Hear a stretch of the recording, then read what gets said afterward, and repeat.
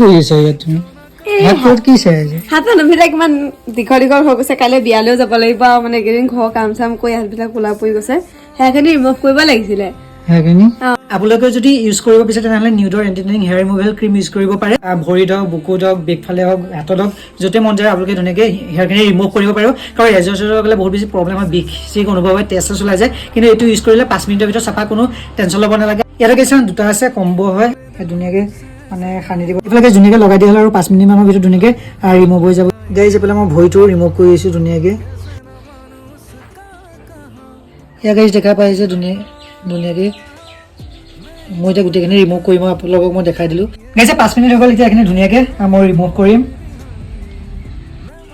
এয়া চাওক গোটেই আহি গ'লে হাতত দেখা পাইছে এসোপা